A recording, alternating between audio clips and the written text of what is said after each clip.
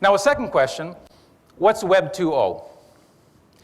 There's the buzz around Web 2.0. A lot of companies and investors think they're participating in Web 2.0 companies when in fact they're not. So what often happens is a term becomes a cliche and actually loses its original meaning. That's what's happened here. So let me just give you a few pointers on what Web 2.0 actually means. And again, all the things I'm discussing today, rather than trying to summarize a 256-page book, all I'm doing is just trying to hit a few high points, and all the things that I'm discussing there, they're covered in excruciating detail in the book. Now, number one, user-generated interface. YouTube gets sold for $1.65 billion to Google. Who created all the content? Not the guys who started YouTube. All the users. How much did they make from the deal? Anybody know? Zero.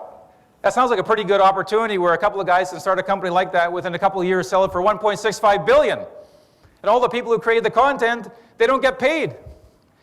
I think in many other contexts, we would call that a scam. But in any event, it actually worked with YouTube. So user-generated interface, right? People can contribute. Social networking. That's one thing that's become really, really popular now. You know, Facebook, MySpace, all these companies where people communicate online. Now, again, I've covered in the book, but things like the book Bowling Alone, how social fabric has disintegrated over time while people are communicating online. And this is very much a generational thing. So-called millennials born after 1980. I'm an adjunct professor at a university.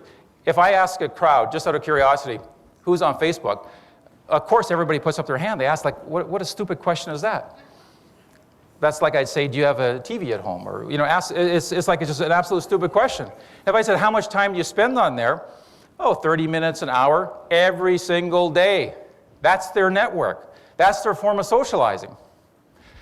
Network effects. One thing that's interesting is a lot of the top sites, they keep becoming more powerful by becoming the source of where the people are. So other companies have to then try to tap into putting applications on those leading sites.